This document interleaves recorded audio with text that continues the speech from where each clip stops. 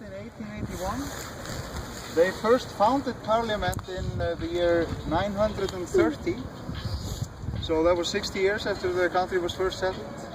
And this was an ancient Germanic tradition. Before the Germanic tribes had kings, they used to meet, the tribe met, or the tribes in a certain area met regularly and held these meetings. They were called thing. The English word thing comes from this word. It changed meaning at some point. It's still called thing in Iceland.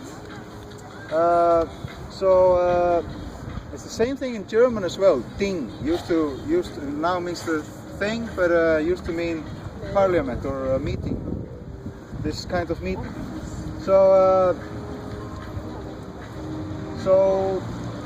they did that when they settled Iceland. They were no longer under the Norwegian king, and they were free to govern themselves. So all around the country, in different areas, they had these things. Where they met and they settled dispute and stuff like that. And then once a year they met all together of them at the Althing, which was like the all thing. Al is basically the same word. So they met in Þingvellir, which means Thing Fields. Every summer they put up tents there. This Þingvellir is a national park today. It's part of the Golden Circle. It's a very beautiful place. But so they founded it in 930, and there they reviewed laws, made new laws, and they appointed this man to be the law sayer. He was appointed for life. He was responsible for remembering all the laws, and he had the final words in legal matters. So this was the guy that decided we would become Christians. I think what he did was he had the two sort of feuding factions at Þingvellir, and he said to them, he asked them if they would heed his decision, if he would make a decision on the matter. And so he was like a mediator, and they said okay. And so what he did was he went to his tent and he lay there for some 3 days or something thinking about this, and then he came out and declared we would become Christians. And my guess would be that it's, he realized that it was going to happen eventually anyway, so better get it over with. So that's the story of that. Then the parliament went out of session in 1262 when the Norwegian king came here, and was out of session for close to 600 years until in the 1800s, earlier than this year though, they started meeting, I think around the middle of the 1800s. I actually don't remember exactly.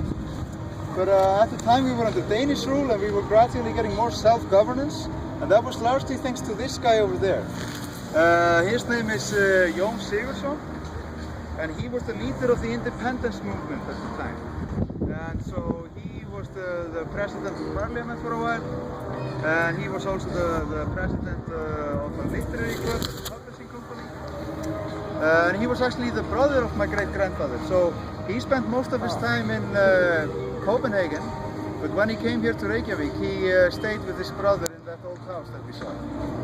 So he was doing stuff like he got European experts in all kinds of things to write about how to rear sheep, how to probably build ships, how to do industry, how to farm, how to do this and that, which he then published in booklets here in Iceland.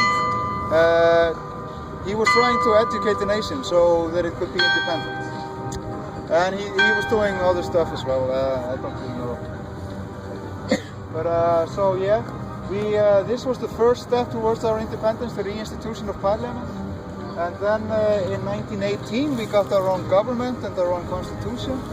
The Danish king was still head of state, but we were governing ourselves.